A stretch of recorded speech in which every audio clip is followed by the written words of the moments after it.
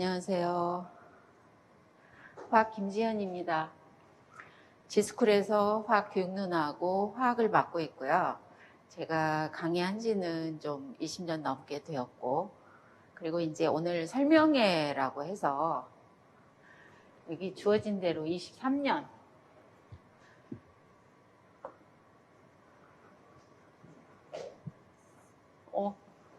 색깔이 23년도 대비 내년을 얘기를 하는데 이렇게 전공화학을 공부를 하면 되겠다 이런 설명을 하게 됩니다. 오늘 지금 4시부터 시작을 해서 하는 거고요.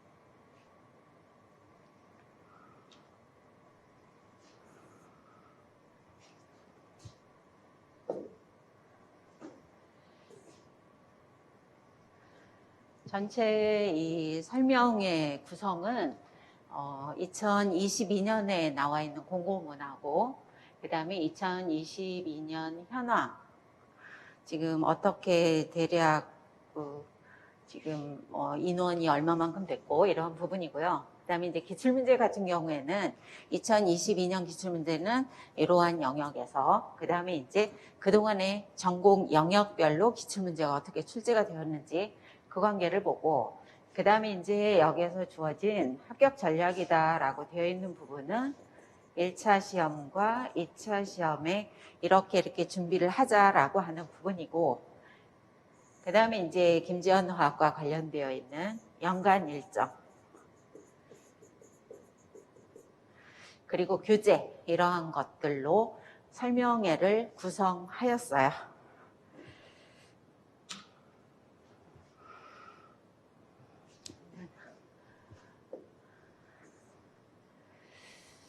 먼저 지금 공고문이다라고 되어 있는 거는 지역별로 공고문이 나오는 부분이 다른 부분이 있어요. 그게 이제 1차 시험은 똑같은데 2차 시험이 조금씩 다르게 구성이 되어 있으니까 내가 어느 지역을 응시를 하겠다 그러면 그 응시 지역에 대한 지역별 공고문을 꼭 확인을 하세요. 그러니까 우리가 쉽게 얘기하는 2차 시험에서 실험이 있는 지역이 있고 실험이 없는 지역이 있듯이 그러한 것들을 확인을 해라. 일단 중교사 이상 그러죠. 부전공. 그리고 본래 이제 그 화학 저는 과학이에요. 예전에 있었던 사람들은 다 과학이에요. 이러한 과학으로 구성이 되어 있고 응시 연령이라고 되어 있잖아요. 제한 없음. 그런데 정년에 준하지 않은 자. 이런 식으로 되어 있어요. 그 다음에 이제 일정은 여기서 지금 주어진 일정은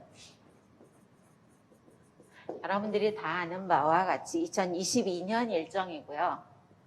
그래서 여러분들은 2023년 대비이기 때문에 22년 11월 26일인가 그래요. 근데 이거는 변동이 될 수도 있어요. 우리가 얼마 전에 몇 년 전에는 3주차 세 번째 주 토요일이었는데 이때는 지금 네 번째 주 토요일이잖아요. 그러니까 혹시 다른 일정에 변동이 있어서 셋째 주 토요일이 될 수도 있다라고 생각하시면 됩니다.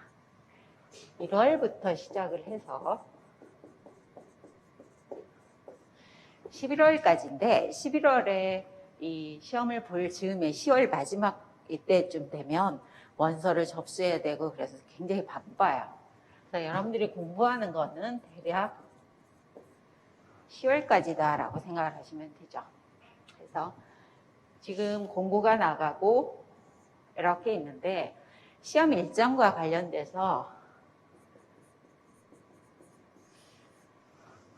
어떤 학생이 아마 뭔가 이의를 제기를 했어요. 1년을 앞두고 내가 이 지역의 시험을 보려고 준비를 하는데 어느 지역에 임용 인원이 없다. 그러면 나는 1년이라는 시간이 소비된 거다. 그래서 어떤 시점부터는 사전 공고라고 해서 미리 나오죠.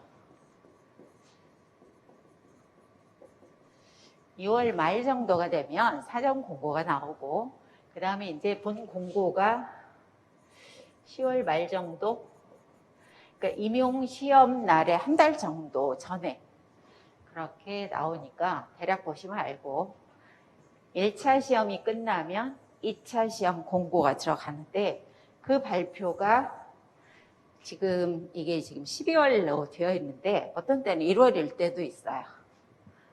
올해는 12월 31일로 되어 있어서 조금 아주 기쁜 연말이 될 수도 있고 좀 슬픈 연말이 될 수도 있고, 하필이면 왜 12월 31일일까 이런 생각을 했거든요.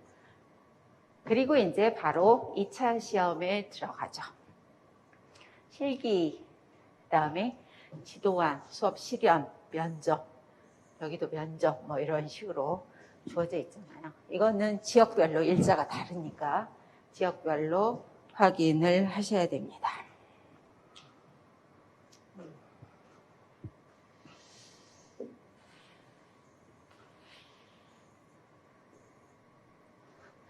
경기도도 보면 1차는 똑같고요. 1차는 똑같고 2차에서 다르죠. 경기도의 가장 큰 특징은 서울하고 다른 게 실험이 없다는 거. 또 하나는 지도안 작성이 없어요. 그 대신 이런 게 들어가죠. 이거는 경기도가 특징이에요. 그러니까 수업 실현을 하고 그 수업한 거에 대한 수업 나누며, 그러니까 감독관이 질문을 하죠. 그 수업 내용과 관련해서. 그럼 그거에 대한 답변을 해야 돼서 내가 수업한 거를 다시 평가해보는 그런 자리를 마련하는데, 이게 한 10분 정도? 이런 식으로 10분, 수업 실현 15분 이런 식으로 주어져 있고, 면접에서 집단 토익 대략 6명 정도 모든 사람이 참여해야 되는 집단 토익이 들어가고, 그 다음에 이제 개별 면접. 경기도는 자기성장 개발 보고서인가? 뭐 그걸 미리 작성을 한대요. 그래서 그걸 보고 이제 면접을 하는 거죠. 그 사람 성장 과정과 관련돼서 몇 가지 특징적인 거 질문할 수 있으니까 그런 거에 대한 준비를 하셔야 돼서, 올해 같은 경우에 지금 2022년 최종은 1월 26일 날 발표가 됩니다.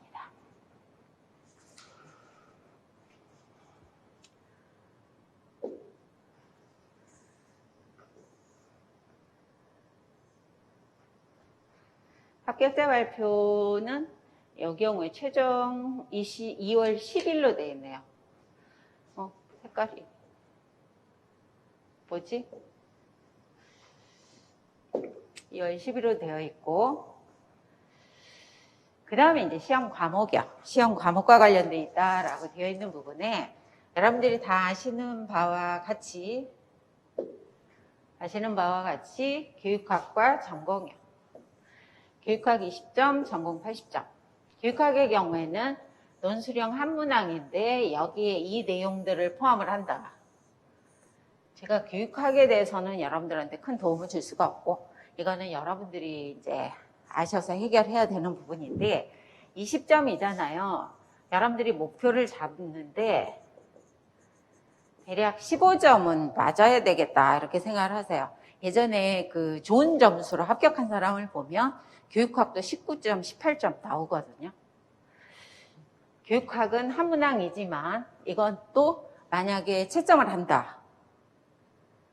여러 사람들이 시험을 보고 그거를 채점을 한다라고 했을 때는 어떠한 규정, 모범 답안이 있어야 되거든요. 그러면 그걸 어떻게 채점을 하느냐?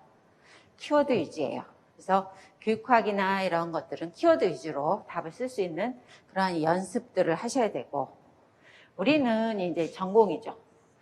2교시하고 3교시에 전공을 실시를 하는데, 예전에는 이게 2020년부터 바뀌었을 거예요. 20년, 21년, 22년. 그러니까 여러분들은 네 번째 해에 해당이 된다. 뭐냐? 논술형이 있었는데 논술형이 없어진 거죠. 예전에는 또 논술형도 있고, 그 전에는 또 객관식이다가 그 전에는 또 서술형 뭐 이런 식으로 계속 지금 바꿔져 오는데, 논술형 10점짜리 대신에 서술형 2문항 들어가서 본래 23문항에서 24문항으로, 그러니까 전체 교육학까지 24문항으로 늘어난 거죠. 그게 좀 바뀌었고 1교 A, B라고 되어 있는 각각의 40점씩, 그래서 80점인데 여기서 주어진 게 교과 교육학과 교과 내용학이다 그랬잖아요. 그러니까 교과 교육학의 의미는 뭐예요? 우리가 얘기하는 화학교육론. 이게 이제 전공화학. 여기에 주어진 부분은 25에서 35%예요. 이 얘기는 뭐냐면 20점에서 28점까지 가능해요. 근데 우리한테 주어진 거는 대략 계속 나오는 게 24점이요. 그러면 전공이 56점이에요. 이 점수 엄청 커요. 그래서 여러분들이 난 전공에 자신이 없다 그러면 교육론에 투자하는 것도 굉장히 큰 부분이에요. 24점 중에서 내가 적어도 22점은 받자라고 생각을 하면 가능한 일이다 그거죠. 실제 24점 다 맞고 들어가는 사람도 봤거든요. 가능하다. 그래서 전공 24점은 분석하고 무기를 합한 점수다라고 생각하시면 돼요. 근데 여러분들이 분석을 한다든지 무기를 한다든지 얼마나 많은 시간과 노력이 필요해요. 그런데 교육론에 관한 거를 투자를 하면 훨씬 더 수월할 수 있다. 그런 부분이죠. 24점의 의미는 여기에서 전공에 몇 문제만 맞히면 과락을 면할 수 있다예요. 전공화학은 과락이 굉장히 많은 과목 중에 하나예요. 근데 그게 교육론으로 해결될 수 있다. 말은 전공화학 56점이다 막 이렇게 얘기를 하잖아요. 그럼 이 56점이다 그러면 그거 몇 문제만 맞추면 되겠다. 그 몇 문제를 위해서 우리는 1000페이지 넘는 전공 책들을 봐야 된다는 거죠. 그래서 저는 임용 이게 굉장히 힘든, 그래서 고시라는 말을 쓰는 거예요. 고시. 네? 의사 고시, 변호사 고시, 임용 고시 그러잖아요. 이러한 과목에 어려운 과목 중에 우리는 여기에서 특히 과락을 면하도록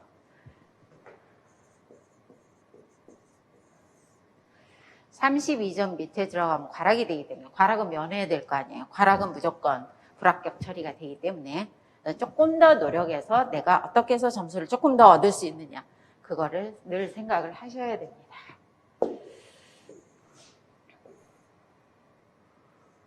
이 차 시험이 지역별로 지금 다르잖아요. 이 펜이 조금 잘 안 되는 것 같아요. 서울인데 서울은 실험, 지도안, 실연, 면접 이렇게 크게 네 가지인데 여기 보세요. 30점, 40점. 그래서 서울에서 보면 실험이 굉장히 중요하게 작용을 해요. 지도안 작성 10점이면 제가 아무리 생각해도 8점은 보통 사람이 맞을 수 있는 점수가 아닐까. 지도안은 한 번씩 작성을 해봤기 때문에 여기에서 엄청 크게 차이가 날 수 있는 부분은 아니지 않을까. 결국 얘네 두 개예요. 서울은 실험이 중요합니다. 그래서 실험이라고 하는 게 이렇게 칸막이가 있는 부스 안에서 실험 가운 입고 재료 주어진 걸 가지고 실험을 하는데 감독관은 왔다 갔다 하면서 저 사람이 실험을 제대로 하느냐, 기구를 제대로 활용하고 있느냐, 제대로 하고 있느냐, 그걸 확인을 하잖아요. 실험, 그 다음에 이제 보고서까지 다 들어가는 그러한 부분인데 이게 굉장히 크고, 또 하나는 서울은 이 면접에서 굉장히 점수 차이가 나긴 나더라고요. 보통 한 4문항 정도 그렇게 되는데 이게 지금 40점이잖아요. 뒤바뀌는 경우들도 많이 봤거든요. 그래서 서울의 경우에는 내가 보는 지역이 서울이다 그러면 특히 실험 무시하지 말고 면접도 철저하게 준비를 해라. 이런 부분들이 포함을 하고 있고, 특히 이제 화학의 실험에서 서울은요, 실험도 2번 해요. 기본 실험, 심화 실험. 그래서 그게 그나마 코로나 때문에 80분에서 60분으로 줄어들었다 이거지만 기본 실험도 하고 그 다음에 심화 실험도 하는 그러한 관계이다라고 보시면 됩니다. 경기도는 또 다르죠. 경기도 같은 경우에는 여기 크게 2개인데 여기에 수업 실연과 나눔, 토익, 면접 이거야. 그러니까 수업을 먼저 진행을 하고 그 수업 내용에 대한 나눔이라고 하는 게 들어간다는 거죠. 그래서 이거 이제 대략 한 3문제 정도 물어보신대요. 그러면 그 문제에 대해서 1번 문항에 대해서 답변을 하겠습니다. 그 문항의 경우에는 이러이러한 거. 그러니까 내가 수업을 오늘 전개를 했는데 이런 부분에 문제가 좀 있었던 것 같다. 그러면 그런 부분을 많이 물어보는 것 중에 하나가 오늘 수업하려고 하는 의도가 뭡니까? 이런 거 많이 물어본대요. 오늘 선생님께서 수업하려고 하시는 의도가 뭐냐 이런 거. 그 다음에 수업을 전개를 했을 때 잘했다라고 생각하는 게 뭐가 있고 그 다음에 부족하다라고 생각하는 게 뭐가 있느냐. 그러면 내가 부족한 점은 이렇게 보완하겠습니다. 거기까지 들어가야 되겠죠. 그런 부분을 연습을 해야 돼요. 1차 마치자마자 바로 시작하세요. 1차 마치고 나면 모든 사람들의 생각이 시험 못 봤다예요. 정말 잘 봤다라고 생각하는 사람은 극히 드물어요. 못 봤다라고 생각을 하니까 2차를 준비해야 돼, 말아야 돼. 고민할 시간에 준비하세요. 미리 준비해 놓는 게 훨씬 더 낫다라고 보시면 되고, 그 다음에 이제 집단 토익, 그 다음에 이제 면접, 자기성장 뭐 개발 보고서인지 그걸 통해서 하는 건데, 여기에 60점이고 이게 40점이잖아요. 경기도 같은 경우에도,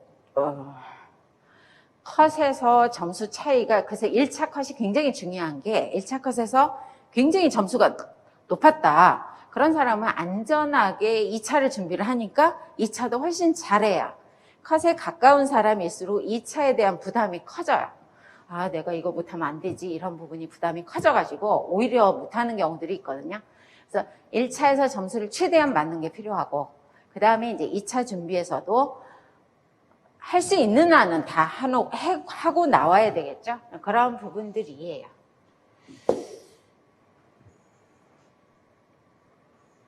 출제 범위다라고 하는 부분은 뭐 특별한 경우들은 없고요. 그냥 교육과정에 있는 거. 그러니까 지금은 2015 개정이기 때문에 거기에 맞춰서 준비를 해라. 우리가 이제 하는 이 경우에는 이제 실험을 평가를 한다라고 했을 때 여기에 있는 것처럼 이제 화학이 들어가는 그러한 부분이고, 일반 교과이면서 실험 교과다라고 볼 수 있는 그러한 형태죠. 그 다음에 이제 우리 또 하나가 필요한 부분이 뭐냐, 한국사 능력시험. 그러니까 선생님들은 무조건 한국사에 대해서 이 정도 기본적인 내용은 한국사를 전공하신 과목이 아니더라도 필요하다. 그래서 어느 순간 생겨난 게 한국사 시험인데, 이게 지금 바뀐 것 중에 하나가 심화 기본으로 2개로 다시 또 나뉘었다는 거죠. 그래서 그 중에 심화 3급 이상이어야 된다. 그런데 이거는 유효 기간이 5년이에요. 그러니까 여러분들이 언제 이것을 통과를 했는지 그 관계를 보셔야 되고, 아직까지 한국사 시험이 이걸 안 했다 그러면 빨리 우선 다른 거보다 먼저 이거 끝내 놓으셔야 마음이 편해요. 이거는 이제 그 검정 시험하는 거기 들어가 보면 있을 거고요. 한국사는 통과하고 보자. 그래서 제가 일단 찾아보니까 올해 시행 2022년에 시행하는 게 6회가 있는데요. 요 날만 일요일이 하나가 있더라고요. 그래서 일단은 저는 생각에 적어도 5월 전엔 해라지만 요 날 끝내버리는 게 가장 좋아요. 4월까지 가면 전공 지금 들어가고 전공하기도 바쁘고 일부 학생들은 교생습 가야 되거든요. 그래서 일단 빨리 끝내놔라. 한국사는 빨리 끝내놔라 라고 하는 그러한 부분이에요. 아까 얘기한 대로 심화 3급. 예전에는 1년에 4번밖에 없었어요. 근데 그나마 늘어난 거예요. 합격자는 어떻게 결정을 하느냐, 다 아시는 바와 같이 1차 점수. 뭐 가산점이 있다든지 뭐 이런 부분이 들어가는데 1.5배수, 강원도만 2배수. 그러니까 10명 뽑는 지역에 1차 합격자는 15명이 된다는 거죠. 동점자가 있을 때는 전원 합격 처리. 그래서 그런데 이제 2차에서는 그 전체 인원, 우리 임용 인원을 고려해야 되기 때문에 2차는 그 동점자도 다 처리하는 부분들이 주어진 게 이만큼이 있어요. 동점자 처리가. 1차 점수, 2차 점수, 가점 뭐 이렇게 하거든요. 예전에는 3차까지 있은 적이 있어요. 한동안 3차까지 있으면 1차에서 점수 나오고 2차, 3차가 있었어요. 2차 시험도 보고 그 다음에 심층 면접이나 수업 실현 또 2차, 3차까지 있거든요. 그때 1차 합격자는 1차 점수에 끝나고요. 그 다음에 최종 합격자는 2차, 3차 점수만 합해서 한다. 이런 게 있었어요. 1차 점수가 사라지는 거죠. 아무리 점수가 높아도 사라지는 경우. 그때는 이제 수업 실현을 굉장히 강조한 거죠. 최근에도 수업 실현 이거를 굉장히 강조를 하는데 코로나 때문에 그나마 더 조금 약해지지 않았나라는 봐져요. 일단은 1차 점수가 중요합니다. 일단 합격을 해야 2차를 준비하든 말든 하니까 1차에서 최대한 점수를 받고 그 다음에 2차를 준비를 해라.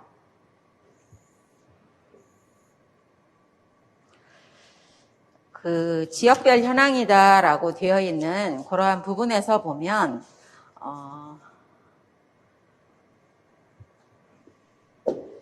서울이 12명을 뽑는데 이만큼이 지원했다.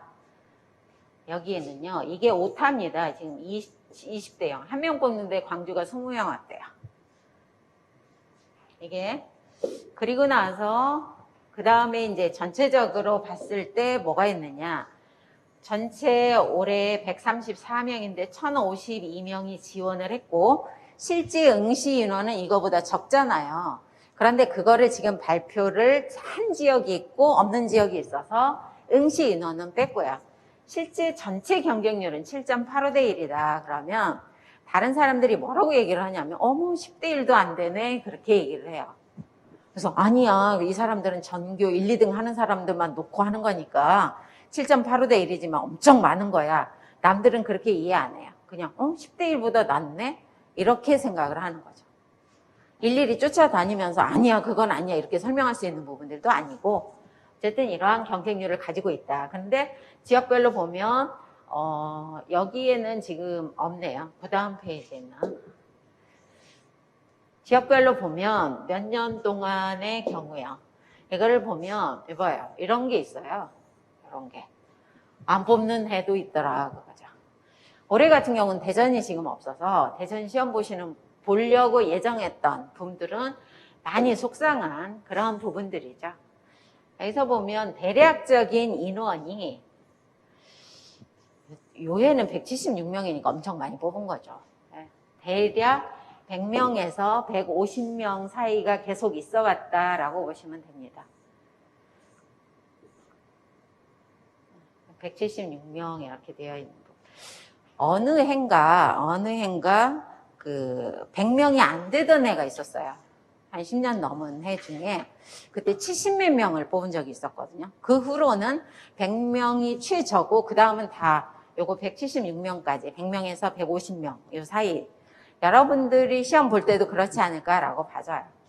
왜 그러냐면 통합과학 때문에 통합과학과 과학 탐구 실험이 필수로 들어가서 공통과목으로 들어가 있기 때문에 그러한 부분들 때문에 앞으로도 적어도 100명에서 150명 사이는 꾸준히 나올 것이다 라고 보시면 됩니다. 그러면 올해 시험은 어땠느냐 그거죠.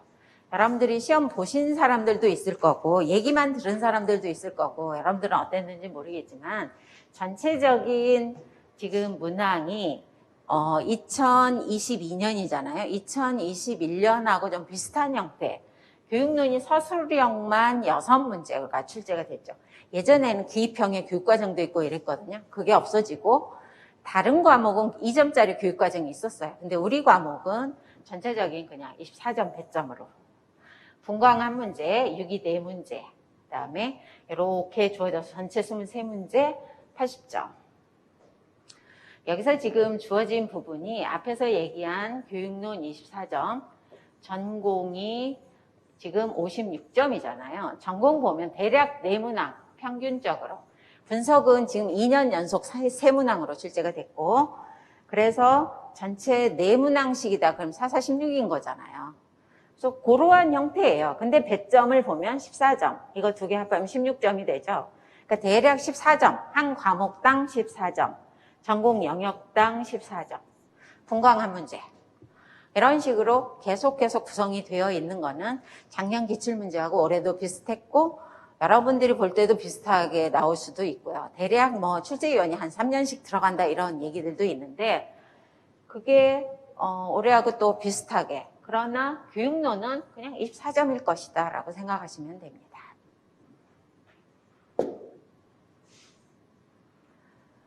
A형 지금 전체적으로 주어져 있는 부분이 2점짜리 문제가 네문항이 기평으로 주어져 있는 부분이 네문항이 주어져 있고 이게 전체적으로 8점이다 라고 구성이 되어 있거든요. 처음에 보면 회전 스펙트럼이라고 되어 있고 마이크로 회전 스펙트럼이라고 하고 HBR이었나요? 여기에 전체 간격은 어떻게 되느냐 이런 부분이 있었고 유기화학 같은 경우에는 오각형 고리에 이중결합이 2개가 있고 그 다음에 밖에 N이 있는 그러한 형태에서 여러 가지 구조를 주어지면서 그 중에 산도가 어느 게 크겠느냐 그리고 그거에 따라서 공명구조는 뭐가 있고 그랬을 때의 쌍자 모멘트의 크기는 어느 쪽으로 작용을 하느냐 이런 부분이었고 분광 같은 경우에는 최근 분광 문제는 전체적으로 뭐라 그러지? 좀 어렵지 않다? 네, 평균적으로 어렵지 않다.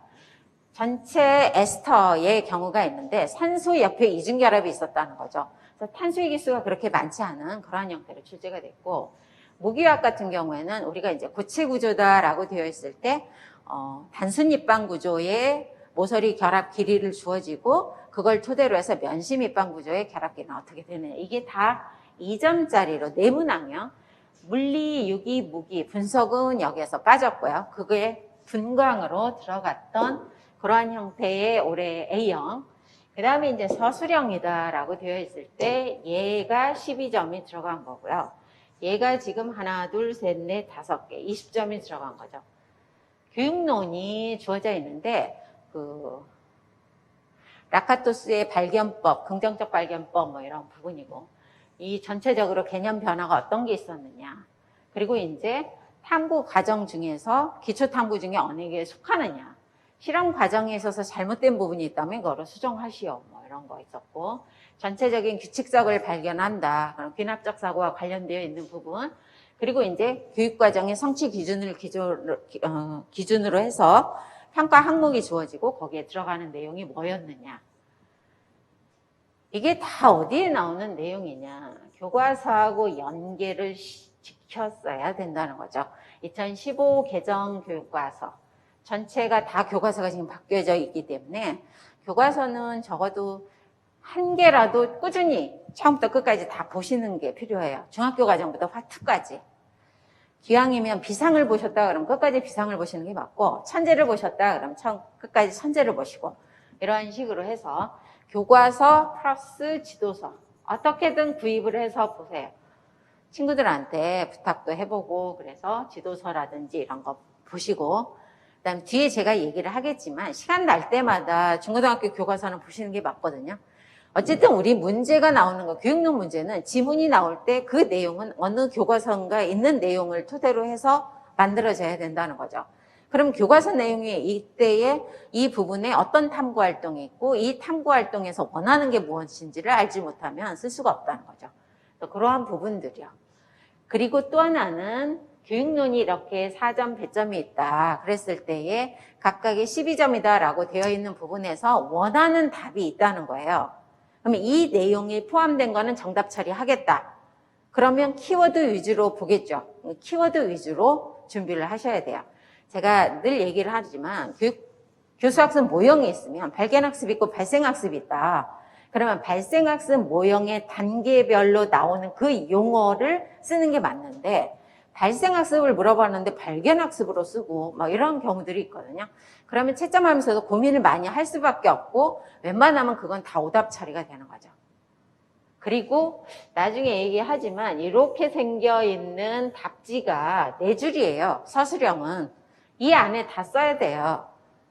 그러니까 지금부터 말씀하겠습니다. 이런 거 다 필요가 없고 정말 여러분들이 에이 누가 그렇게 쓰겠어? 아니에요. 정말 많아요. 왜 그러냐면 그런 게 있는 것 같아요. 서술형이니까 무조건 서술형으로 풀어서 써야 된다라고 생각을 하는 것 같아요. 근데 꼭 그렇지 않아도 되거든요. 우리는 과학 쪽은. 그래서 그런 부분들에 대한 것들을 조금 더 준비를 해야 되는 부분이 있겠다라고 하는 부분이고요. 그 다음에 이제 휘키리 건사법하고 관련이 되어 있어서 고리형, 탄소 3개, 수소 3개짜리 양이온. 네, 그것에 대한 영년 행렬식을 써라. 저는 행렬식을 물어보리라고는 생각을 안 하고 그 얘기는 우리 이 부분하고 비슷한 형태는 다 풀어봤는데 행렬식을 토대로 해서 그 다음에 에너지를 물어본다든지 파이결합 에너지는 얼마가 되느냐 이런 걸 물어보는데 그러한 형태로 출제가 돼서 이 부분은 많이 풀지 않았을까라고 봐지고요. 그 다음에 이제 유기학 문제다라고 되어 있는 이 문제가 굉장히 여러 개였어요. 구조가 조금 복잡한데 아민이고 하나는 카보닐 화합물이에요. 두 개의 반응을 하면 에나민이 되겠죠. 그러면 그 다음에 에나민 반응이 되는 거죠. 에나민 반응이 되고 그리고 이제 그 환원성 아미노하고 관련되어 있는 그러한 부분에 여러 개 반응이 합해서 전체가 4점이 되어 있던 그런 부분의 문제가 출제가 됐고 무기화학 같은 경우는 사면체 텐디큐야. 사면체 텐디큐다 그러니까 사면체 같으면 요거거든요. 근데 이제 옥타이드랄 자료가 주어져 있다. 그럼 그거를 구분의 사로 해서 바꿔줘야 되는 그러한 부분이었고 그 다음에 이리듐의 할로젠화물 브롬 같은 경우에 마이너스 4가 이온과 마이너스 3가 이온이 있는데 그게 차지 트랜스퍼에 의해서 피크가 나타난다. 피크의 개수가 몇 개냐 이러한 부분이요. 우리는 이거는 모의고사 때도 했던 부분의 문제가 출제가 됐고요. 그 다음에 이제 분석화학 문제다라고 하는 부분은 크로마토그래피요. 크로마토그래피는 우리가 역상이다, 정상이다라고 되어 있을 때 역상 크로마토그래피에서 용량 인자를 가지고 물어보는 거죠. 그 다음에 이제 여기에 용매를 바꿔줬을 때 얘는 어떻게 되겠느냐, 길어지느냐, 짧아지느냐 이런 식으로 부분에 문제가 있었고요. 그 다음에 이제 분석화학에서는 평형식을 주어지고 나머지 반응의 평형상수를 구하시오. 이런 부분인데 이 문제는 풀면서 조금 시간이 걸렸을 것 같기는 했어요. 그래서 전체적으로 서술형 32점, 기입형 8점에서 A형이 40점이 배점이 됐는데 시간이 조금 걸렸을 것 같긴 해요. 잘 쓰는 사람은 어느 정도 썼을 것 같은데 사람들이 이 문제 당황할 수 있는 부분들이 있어서 조금 평균은 조금 내려갈 수도 있지 않을까. 근데 우리는 평균이 중요한 게 아니거든요. 그런 부분들이 있었던 A형이고요. 그 다음에 이제 B형 같은 경우에는 두 개의 기입형이 출제가 됐어요. 이번에 이제 기체하고 관련이 되어 있는 부분인데 이상기체, 실질기체 엔탈피 변화, 그러니까 델타 H1과 델타 H2를 비교를 하시오. 이런 부분이 있었고 처음에 이상기체가 주어지는 델타 H1을 구하시오. 이런 부분의 문제가 2점짜리로 지금 배점이 돼 있고요. 무기 같은 경우에는 에틸렌이 있어요. 그러니까 전체적인 거는 유기금속화학이죠. 에틸렌이 있고 JJ염에 CC 이중결합이 있는데 이거는 어떻게 되느냐. 그러니까 18전자규칙하고 맞아 들어가는 JJ염의 경우에 신축 진동이다라고 되어 있는 거죠. JJ염의 경우는 제공을 해주는 쪽이니까 결합 길이는 길어지겠죠. 결합 길이는 길어지니까 파수는 낮은 쪽, 그러니까 우리가 뭐로 나왔죠? 진동수로 나왔죠. 진동수의 경우는 얘가 더 크겠죠. 기입형이 4점으로 출제가 됐고요. 그 다음의 경우에는 여기서 주어진 얘가 또 12점. 얘가 하나, 둘, 셋, 넷, 다섯, 여섯, 24점. 이런 식으로 있었거든요. 이번에는 기초탐구, 통합탐구 다 물어본 것 같아요. 앞부분에서는 기초탐구가 있었잖아요. 그러니까 통합탐구하고 관련된 개정, 전체 교육과정, 탐구과정 중에 그 다음에 이제 브루너 표현 양식, 삐아제, 발달 단계, 어떤 발달 단계냐. 그러니까 우리가 교육론에서 이것은 꼭 알아야 된다라고 되어 있는 내용들이 여기에 지금 몇 가지가 다 포함이 되어 있거든요. 그 다음에 이제 순화학습 모형에 경험 규칙가 있는데 그 경험 규칙 순화학습 모형이라고 생각할 수 있는 부분이 뭐냐, 근거를 제시하시오. 이런 부분들도 있었고. 그 다음에 이제 뭐냐면 문제 기반 학습. 그러니까 이 경우에는 가장 중요한 거는 문제다라고 표현을 하잖아요. 그때의 그 문제에 관한 것과 관련이 돼서 유의미가가 나왔어요. 오스벨의 유의미가. 그리고 이제 교사에 오개념이 있다. 그러니까 전기분해가 있고 우리가 이제 환원 반응하고 관련이 지어서 어느 쪽 마이너스 극에서 산화가 일어나고 플러스 극에서 환원이 일어나냐. 이 관계는 전기분해는 반대다라고 되어 있는 그러한 부분인데 이게 연료전지하고 연관이 돼서 문제가 출제가 됐었죠. 그 다음에 이제 전공에서는 반응 속도. 1차 반응 속도, 2차 반응 속도 이러한 부분으로 해서 출제가 된 부분이고 물리화학 쪽에서, 그러니까 우리가 이제 양자화학이라고 되어 있는 분자, 분광화학이라고 되어 있는 그러한 부분인데, 이 원자, 분자, 진동에너지하고 관련되어 있는 부분인데, 정규화되어 있다. 그럼 정규화 상수를 구해가지고, 그걸 토대로 해서 에너지 기대값하고 연결시키는 그러한 부분에 문제가 있었고요. 유기화학 같은 경우는 방향적 화합물의 반응이 있었어요. 수소화 반응이 있었고, 뭐 디아조화 반응이 있었고, 이러한 부분의 반응들이 출제가 된 것 같아요. 그 다음에 이제 이 경우에는 에스터 형태인데 하나 오각형 고리인가 질소가 하나 있었던 것 같은데 그 질소하고 반응을 해서 고리화를 만드는 거죠. 이러한 부분에 문제가 있었는데 이 문제는 조금 어려웠을 수도 있을 것 같아요. 무기화학은 여기에 삼각 쌍뿔 구조다. 그래서 PF3CL2인가? 얘가 가질 수 있는 구조는 세 가지가 있거든요. 그래서 C2V군 외에 나머지의 점군을 쓰고 C2V군에서 나오는 IR 활성, 전체 진동, 그 다음에 IR 활성이 뭐냐. 이 문제는 많이 풀었을 수 있을 것 같아요. 분석화학 같은 경우에는 이제 선으로 표시된 전지를 구성을 시키고 그리고 나서 그 안에 반응 중에서 뭐가 있느냐면 EDTA하고 연결되는 반응일 때 그때 금속이온의 농도를 구하시오. 이 부분은 어떤 사람은 쉽게 풀었을 수도 있고요. 어떤 사람은 조금 또 시간이 걸렸을 수도 있고 이런 부분이 B형으로 출제가 됐습니다. 여러분들이 올해 시험을 보셨다면 이게 어느 정도 점수가 돼야 될까 그러면 글쎄요. A형보다는 B형을 조금 쉽게 생각했을 것 같아요. 일단 문항수가 하나 적고 그러면서 접근하는 부분이 좀 봐왔던 부분이 이거는 아는 건데 이렇게 생각해서 할 수도 있지 않았을까. 지나간 시험에 대해서 너무 연연해 하지 마십시오. 지나간 건 지나간 거예요.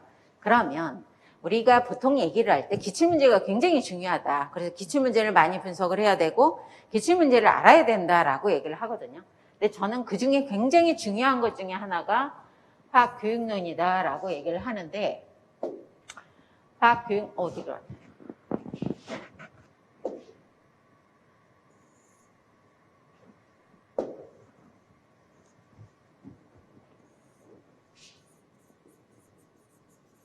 24점 때문에 그래요. 어떤 사람들은 유기분광학도 안 한다 그러거든요. 자기는 그 2점 때문에 너무나 많은 시간을 소요하는 게 원하지 않는다. 그건 본인의 선택이지만 올해가 작년, 올해, 요즘 최근 나오는 거로 보면 그 2점이 굉장히 크게 작용할 수도 있어요. 버렸는데 그렇게 어려운 거 아니었어? 이렇게 되면 더 크게 작용할 수도 있다. 그러니까 종합해서 모든 걸 잘 판단해서 버릴 건 버리는 것도 맞아요. 자기 전력이 그건데 뭐 거기에 맞추되 여러 가지 다 생각을 해봐라. 제가 예전에 설명회 할 때는 이게 2000년까지 막 이렇게 해서 했는데 다 그냥 떼어버리고 그 다음에 메타 교육론 책에서 그냥 제목 부로 주어져 있는 큰 주제만 여기다가 넣었거든요. 그래서 보면 뭐예요? 다 출제됐네 이거잖아요. 다 출제됐네? 교육론도 그렇게 많은데 그거 다 출제됐네. 어떻게 하지?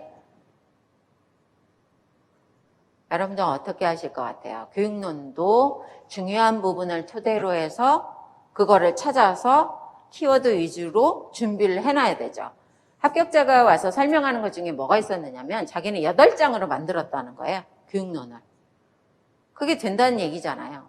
그 8장을 만드는 데만 투자를 하면 그 다음은 된다는 거예요. 그러면 그 8장 안에 들어가는 내용이 뭐냐? 그걸 준비를 하는 거죠. 저는 교육론이라고 하는 거는 교사가 학생들한테 오늘 만약에 보일의 법칙이다. 그럼 보일 법칙을 설명을 해야 돼요. 그러면 어떻게 하느냐? 교사 입장이잖아요. 우리는 임용고시잖아요. 선생님이 되기 위한 사람을 뽑는 거잖아요. 그럼 선생님이 어떻게 하느냐? 보일 법칙에 대한 내용을 가르쳐야 되는 거잖아요. 그럼 가르치기 위해서 필요한 첫 번째가 뭐냐? 교육과정이야. 이 교육과정이 어디에 있고 그래서 그 교육과정을 토대로 해서 설명을 해줘야 되는데 우리는 무조건 다 2015로 바뀐 거죠. 2015 교육과정을 토대로 해서 전개를 해야 돼요. 그러면 이 2015 교육과정의 보일법칙과 연계가 되는 그 다음 교육과정, 그 다음 학년은 뭔지 그런 것도 다 파악을 하고 교육과정이 1차적으로 있어야 돼요. 선생님이 지금 수업을 전개하기 전에. 그래서 교육과정을 미리 다 준비를 하고 나서 수업을 하려고 할 때 그러면 교수학습 모형이 필요할 거 아니에요. 이러이러한 모형을 가지고 하려고 한다. 모형이 나오기 전에 그것에 필요한 뭐가 있느냐? 이론이 있어요. 이론이 있는데 이게 여기에서 주어진 학습 심리학 이게 이론이에요. 이론이거든요. 그럼 그 이론은 피아제 이론을 이용할 건지 오스벨을 이용을 할 건지 비고츠키인지 브루너인지 드라이버인지 이런 이론에 의해서 그 이론을 가지고 있어야 되죠. 그리고 나서 수업을 전개를 해야 교수 학습을 해요. 그러면 이 교수 학습에 필요한 게 뭐냐? 모형과 전략이에요. 그러면 이 모형이 뭐냐면 우리가 아는 순환학습 모형, 개념 변화 모형, 개념 변화로 들어가면 다시 하시에를 쓸 건지 포스널을 연결을 할 건지 이런 게 들어가잖아요. 그 다음에 이제 POE 모형, OE 모형, 4E 모형, 발견학습, 발생학습, STX 이게 다 모형이에요. 어떤 모형을 토대로 해서 지금 이 학생들한테 보일 법칙을 설명을 할 거냐거든요. 그래서 굉장히 중요해요. 그런데 거기에 전략도 필요해요. 전략을 잘 짜야 돼요.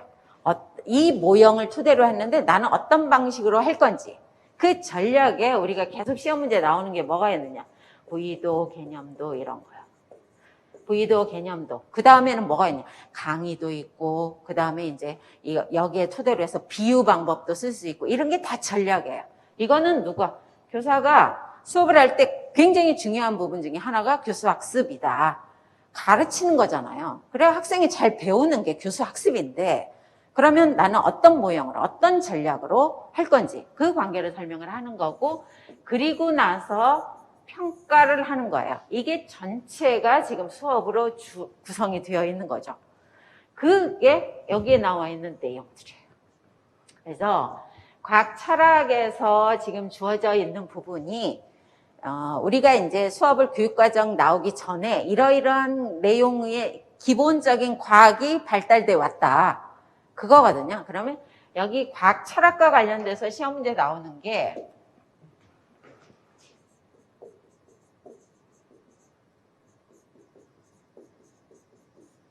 쿤과 라카토스예요. 이거 두 개는 무조건 나올 수 있어요. 그러면 여기에서 나오는 용어들을 써야 되죠. 과학 이론이라고 하는 것은 이러이러한 과정에서 그냥 전체적인 점진적으로 발달한 이거보다는 갑자기 어느 순간 샥 바뀌어서 교체가 일어났다. 혁명 이론이 나오는 거잖아요. 라카토스는 연구 프로그램이 계속해서 발전해 와서 과학이 이루어진 것이다. 이렇게 설명하는 부분들이 다르잖아요. 요거요. 그러면서 과학의 본성은 여러 가지를 포함하고 있는데 과학의 본성에서 설명하려고 하는 것 중에 하나가 뭐냐면 과학은 지금 우리가 보이는 거는 완벽해 보여도 바뀔 수 있다 이거예요. 계속 바뀌어져 왔다 이거죠. 그러니까 예전에 뉴턴이 나왔을 때 와 뉴턴 대단하다. 이런 사람이 더 이상 나오지 못할 것이다. 그런데 어느 순간 그 사람 말이 다 맞는 거 아니다. 그래 슐레딩거가 나오고 프랑크가 나오고 계속 바뀌어져 오잖아요. 우리가 지금 알고 있는 원자 개념도 옛날에는 깨지지 않는다였잖아요. 근데 지금 깨지고 더 작은 것으로 나오고 이러잖아요. 계속 바뀔 수 있다. 그게 과학의 본성에서 가장 큰 의미를 차지합니다. 그리고 나서 심리, 이론이요.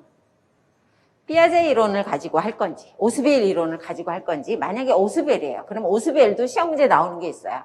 이번 시험 문제 나온 것처럼 유의미과 관점이 있어요. 심리적, 잠재적, 그 다음에 하나가 뭐가 있었죠? 갑자기 생각 안 나네. 이러한 유의미과를 가지고 있다든지 이러한 그 다음에 이제 브루너가 있을 수도 있고 그 다음에 비고츠키요. 비고츠키가 가장 많이 나오는 것 중에 하나가 뭐냐면 이 영역 안에서 누군가가 도움을 주면 이 학생의 내용을 학생의 수준을 끌어올릴 수 있다. 학생 스스로는 이렇게 못 가니까 누군가 도움을 주자 그거죠.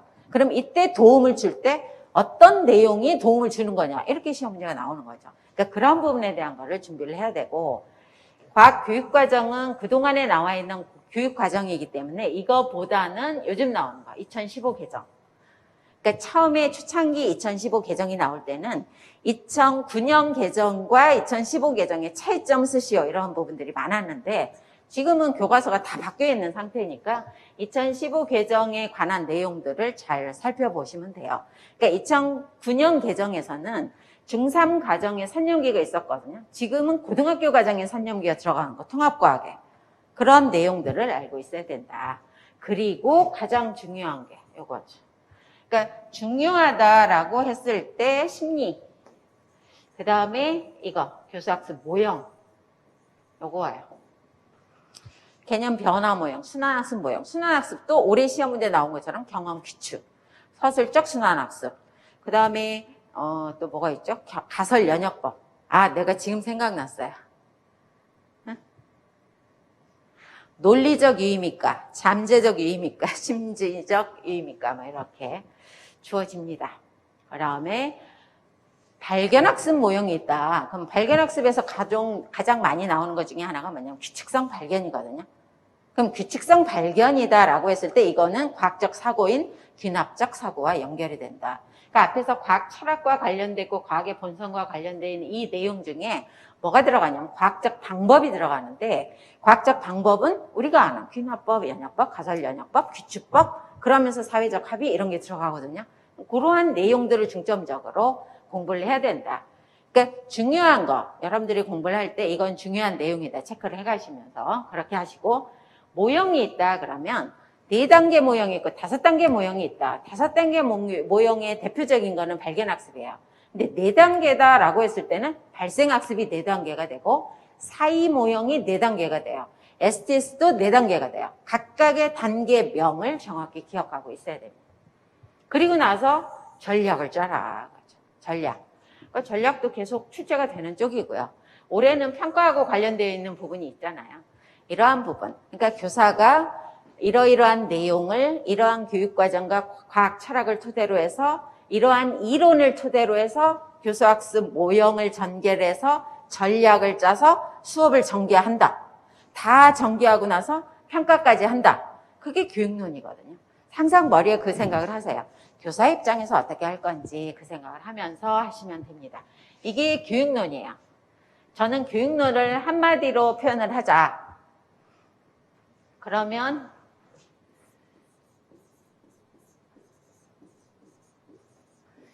키워드를 중점적으로 공부해라. 제가 그 채점을 해주고 첨삭을 할 때 교육론에서 정말 많이 고쳐주거든요. 뭐냐면 필요 없는 내용들을 정말 많이 씁니다. 4줄 안에 써야 되는데도 불구하고. 그래서 이거 빼고 이거 빼고 이거 빼고 이렇게. 그렇게 연습을 해야 돼요. 본인들도. 그래서 교육론에서 24점 중에서 적어도 20점을 맞자라는 생각을 가지십시오. 그러면 전공할 때 조금 수월해집니다. 그 다음에 이제 유기화학이다라고 되어 있는 이러한 부분은 유기화학은 방대한 양의, 다른 것도 물론 방대하지만 방대한 양의 어떤 메커니즘의 출발 물질이 나올지도 모르는 상황에서 얘는 어떤 반응인지 이걸 알아야 되거든요. 그래서 유기화학도 출제 영역이라고 지금 주어져 있지만 제가 이게 그 메타 책이 챕터가 28 뭐 이 정도까지 가는 건데 이거를 좀 줄이고 했는데 본론 이제 보통 시작을 할 때 뭐 스미스나 아니면은 스미스, 맥머리나 구조화 결합에서 시작을 하거든요. 구조화 결합이 있고 선형기가 있고 그래서 입체화학도 있고 나머지 여기 RX, 알켄, 알카인, 알코, 레터, 방향, 알데히드, 케톤 얘네들이 다 뭐냐? 작용기별 이거예요. 작용기별 어떤 반응을 하느냐. 그러니까 유기화학은 결국은 작용기별 어떤 반응을 하느냐 그거거든요. 그럼 만약에 알킬 할라이드가 있다. 여기 알킬 할라이드가 있잖아요. 그럼 이 알킬 할라이드를 놓고 봤을 때 얘는 어떤 반응을 하는지를 생각을 해야 되죠. 어떤 반응을 하고 어떻게 하면 합성할 수가 있고 얘네들은 어떤 특징이 있지? 이 생각을 하면서 보셔야 돼요. 그래야 내가 모르는 구조가 나오더라도 얘는 어떤 반응을 하겠다라고 예측을 할 수 있는 거죠. 유기화학은 구조는 막 어디서 나오는지 모르고요. 어떤 때는 구조가 간단한 게 나오다가 어떤 때는 엄청 복잡한 게 나오다가 막 이렇게 다양하게 나오는 그러한 부분이거든요. 그래서 일단 어떤 특징이 있느냐. 작용기별, 그 다음에 어떤 반응을 하느냐, 합성을 하느냐, 이런 관계를 항상 생각을 하면서 보세요. 알킬 할라이드다 그러면 우리가 얘기한 SN1, 2예요. 근데 이것만 있느냐? 아니에요. 똑같은 구조를 가지고 있는데 E1, E2 반응도 하잖아요. 그거에 대한 것들을 알고 있어야 된다. 그런데 여기에서 유기화학이 복잡한 게 뭐냐?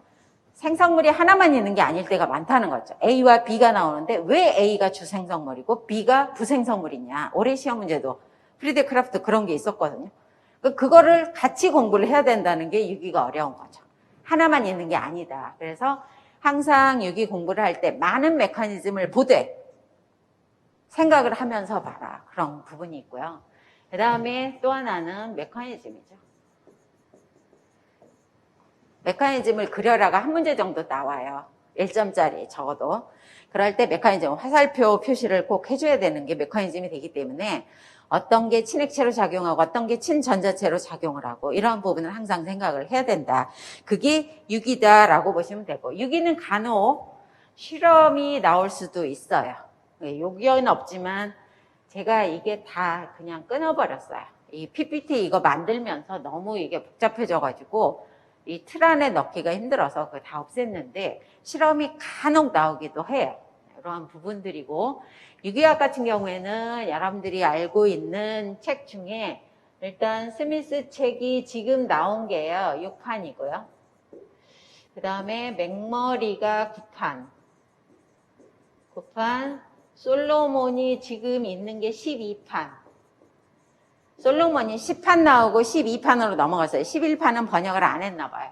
이러한 형태로 솔로몬까지 있고, 그 다음에 웨이드 책이다 라고 되어 있는 부분, 지금 나온 건 아마 8판인데 8판이 사용되고 있고, 이것만 있는 게 아니에요. 유기화학은 대부분의 책이 1000페이지 넘고 뭐 보통 5판 이상 되어 있는 그런 경우들이 많아서 어느 책이든지 괜찮아요. 이제 여러분들이 보기 쉬운 그런 책으로 하고, 이러한 것들을 묶어서 메타책이 만들어졌어요. 제가 최대한 집어넣으려고 노력을 했거든요. 그래서 임용 준비하는 사람들 얘기를 보면 메타책에 웬만한 거 다 있어 이런 얘기들을 할 거예요. 그게 제가 20년 노하우로 만들어진 그러한 책이거든요. 저도 그동안 되게 열심히 살았습니다.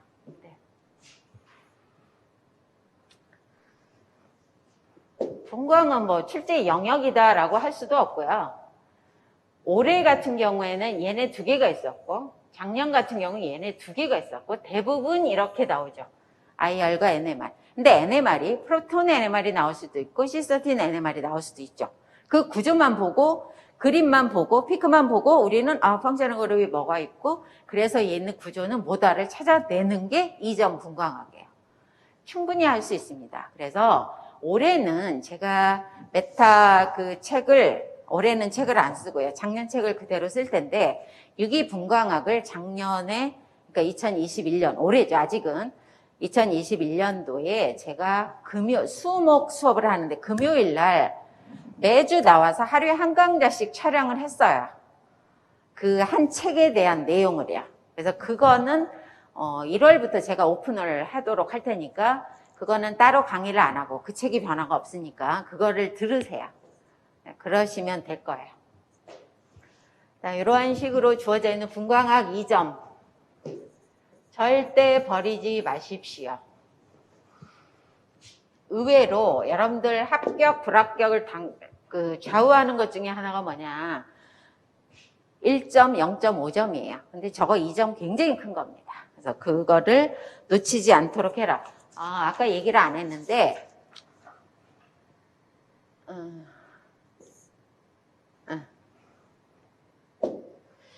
보통 지금 있는 게 파비아 책일 거예요. 파비아 책. 분광학 뭐였지? 분광학 번역판이 있고 번역판도 5판이 나왔을 거예요. 5판이었던 것 같아요. 5판. 4판 가지고 계신 분은 4판 보셔도 되고 그 다음에 그 스펙트럼이 있는 책들이 있는데 그거는 교보문고에 있긴 있었던 것 같아요. 이게 구조가 있나? Organic Structure from Spectra. 이게 저자로 되어 있네요. 이게 지금 5판이 나와 있거든요. 저는 4판을 주로 봤었고 5판이 나와 있어요. 적어요?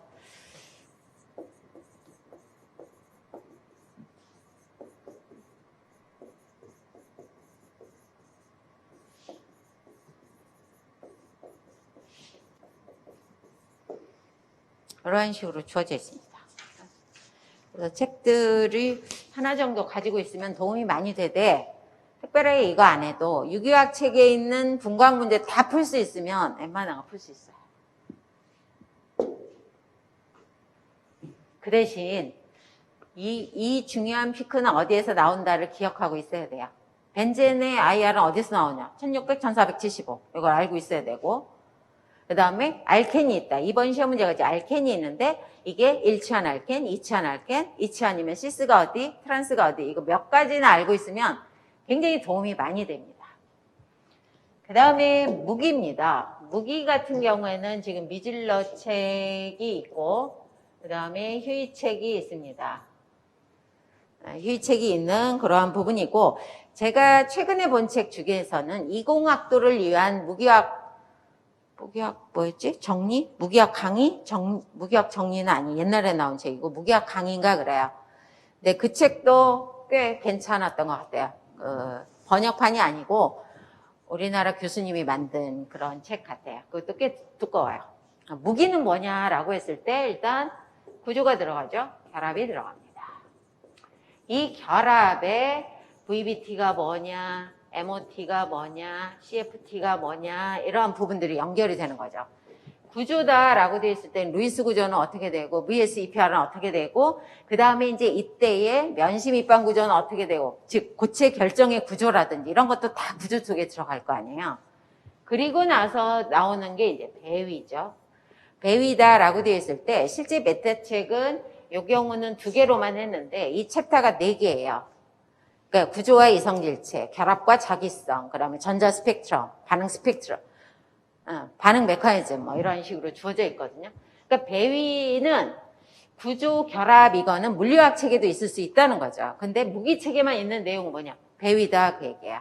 그래서 배위 쪽이 많이 무기화학만 있는 거니까 이게 시험 문제가 많이 나올 수밖에 없고 배위와 관련되어 있는 부분은 어떤 형태였는지 출제가 될 수밖에 없습니다. 이러한 식으로 주어져 있고 그 다음에 뭐가 있냐? 유기금속이죠. 유기금속은 거의 지금 나오고 있는 부분일 정도로 굉장히 중요하게 작용을 하고 이번에 에틸렌, 자이체염 이것도 유기금속에서 나오는 내용들이거든요. 근데 이런 것에 굉장히 중요한 하나가 뭐냐? 대칭과 군론, 그래서 점군, 대칭 요소. 그래서 이것과 토대로 해서 IR 활성이 뭐냐 이런 식으로 다 연결이 되잖아요. 무기는 대칭과 군론에서 나오는 그 부분들이 가장 기저를 이루고 있다라고 생각하시면 돼요. 그거는 많이 보면 여러분들이 찾을 수 있고 구조가 나오면 아 얘는 점군이 뭐겠다를 항상 생각을 해야 된다는 거죠. 그런 부분으로 연결이 되어 있는 형태다. 이번 시험 문제도 그 PCL3F2였나? 네. 그 경우에 가질 수 있는 구조를 다 그려보고 VSEPR 이론에 의해서 구조를 그려보고 그 다음은 그 구조가 가지고 있는 점군은 뭐고 그럼 이 점군을 토대로 했을 때 전체 진동과 관련되어 있는 부분은 뭐냐 그러면 그 중에 IR은 뭐냐 이렇게 물어본 거니까 다 연결이 된다는 거죠. 그리고 무기는 많은 부분이 물리화학 책에도 있는 부분이 틀림없이 있습니다. 근데 무기는 조금만 해도 되고 또 하나는 무기 같은 경우는 특히 기출문제에서 나왔던 유형이 또 나올 수 있다는 거예요. 그러한 부분들에 대한 것들이 있으니까 기출문제는 열심히 봐두는 것도 필요하고요. 올해 무기는 그래 좀 평이하지 않았나? 이런 생각이 들거든요. 그래서 저는 무기에서 점수를 충분히 딸 수 있다라고 생각하는 사람 중에 하나예요. 그 다음에 주어진 게 뭐냐? 물리화학이잖아요. 물리화학이 그동안에 출제된 영역이라든지 이런 거를 보고 그 다음에 물리화학은 그냥 물리화학이 나오기만 해도 막 싫어하는 사람이 한 80%. 근데 한 20%는 정말 물리양자 좋아합니다. 그리고 물리양자는 어떤 문제가 나와도 맞추는 사람들이 실제 있더라고요. 근데 이 사람의 공통적인 것이 뭐냐면 유기가 안 돼요. 물리 잘하는 사람이 이상하게 유기가 안 되더라고요. 어쨌든 물리화학이다라고 하는 거는 지금 애트킨스 책이 11판이 나와 있으니까 만약에 새로 책을 사야 된다 그러면 11판 사세요. 그리고 다른 거보다는 여기에 있는 애트킨스 책에서 웬만한 게 해결이 되기 때문에 그 부분을 보시면 되고, 그 다음에 엥겔 책이라고 하는 것도 있는데 이게 도움이 될 부분들이 틀림없이 있지만 애트킨스 책이라도 제대로 보자라는 생각을 가지고 보세요. 여기가 지금 앞부분, 여기가 뒷부분. 그러면 우리는 물리화학 및 양자화학 메타책도 그렇게 구성을 시켰는데 이상기체, 실체기체가 이제 앞부분에 들어가잖아요. 연력학 앞부분에 연력학 0법칙, 1법칙, 2법칙, 3법칙까지 연력학 묶어놓고, 그 다음에 이제 뭐가 나오냐면 순수한 물질, 그 다음에 혼합에 대한 거 이런 게 나오고, 평행이 나오고, 반응 속도가 나오고 이렇게 되어 있는데, 연력학은 뭐 뺄래야 뺄 수가 없습니다. 여기는 뺄래야 뺄 수가 없어서 연력학이라고는 표현을 했는데 이게 굉장히 다양하잖아요. 엔탈피를 물어볼 수도 있고, 일과 열을 물어볼 수도 있고, 엔트로피 물어볼 수도 있고, 깁스 에너지 물어볼 수도 있고, 다양하기 때문에 이 분분에 대한 것들은 여러분들이 중요한 식들, 그런 것들은 기억하고 있어야 됩니다. 그래서 제가 강의를 할 때 왼쪽에다가 이 식은 알고 있자라고 해서 자꾸 쓰고 그렇게 하는데, 물리화학을 대부분 사람 80%가 어려워한다 그랬잖아요. 그러면 그 사람들은 물리화학이 4문제가 나온다. 그러면 양자 2문제, 물리화학 2문제 이렇게 하면 물리화학에 한 문제만 맞추자, 양자 하나만 맞추자 이 생각으로 하면 마음이 좀 편해지지 않나요? 저는 그렇게 많이 해요. 다 맞을 생각은 안 하고 그것만 하자. 그러면 그 부분에 대한 거에서 필요한 부분들을 준비를 하면 충분히 가능하다. 그래서 애킨스에게 나오는 예제 문제, 보기 문제 이런 문제만 풀어도 웬만한 문제 푸는 경우들이 많아요. 양자 문제가 나오면 교수님들도 양자 어렵게 놨네요. 오히려 양자가 정말 어렵다 그런 거는 100명 중에 99명이 틀리는 거, 그런 거는 상관이 없어요. 나 틀려도 아무 문제가 없어요. 그래서 양자는 예제 문제나 보기 문제에 있는 거에서도 많이 출제가 돼요. 그래서 그러한 부분만 준비해도 도움이 되는 부분이 있다. 안 빠지고 나오는 문제가 연력학 하나, 반응속도 하나거든요. 올해도 1차, 2차 반응이 있었잖아요. 반응속도 문제는 애킨스에 나오는 어떤 반응속도 문제가 나오더라도 다 풀 수 있도록 준비를 해야 되고요. 그 다음에 이제 양자 기본적인 거. 여기에 보면 뭐 기대치가 있고 연산자가 있고 불확정성 이런 거 여기 다 들어가고, 그 다음에 이제 이 양자에서 운동과 관련되어 있는 거. 여기서 시험 문제 많이 나올 수밖에 없어요. 병진이 나올 때 있고, 진동이 나올 때가 있고, 회전이 나올 때가 있고, 이렇게 주어지고, 그 다음에 원자 분자 구조는 일부는 어디에 있느냐? 무기에서 나오거든요. 분자 구조 같은 경우는 올해 이제 휘케리 근사법 이런 게 출제가 됐었고, 그 다음에 여기에 나오는 얘를 컨틀러 분자 분광법이라고 표현을 하거든요. 분광인데 물리에서 나오는 분광이에요. 여기서 최근 시험 문제가 계속 나오고 있다는 거죠. 그런 부분 준비를 하고, 분비함수다라고 하는 건 통계잖아요. 통계는 거의 안 나옵니다. 실제 교수님들 통계 내지 말자라는 공청회도 했었어요. 근데 나오고 있는데 최근 나오는 문제는 쉽게 불주만 분포 형태로 해가지고 나오는 그러한 부분들이 있어요. 그래서 물리가 무조건 어렵다라고만 생각하지 말자. 한 단계만 넘어보자. 막 여기에서 저쪽까지 뛰어가려면 너무 힘들거든요. 그러니까 조금씩 늘려가는 거죠. 그리고 본인이 가장 잘 알잖아요. 내가 어디에 위치했자는 본인이 가장 잘 알아요. 자기한테 맞는 스텝을 밟아야 된다. 욕심 부리지 말고.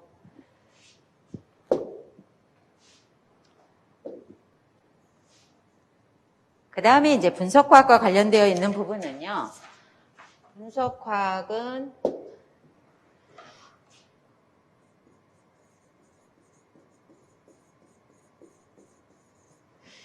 얘가 9판이고요. 얘가 11판이 나왔을 거예요. 해리스 책이 11판.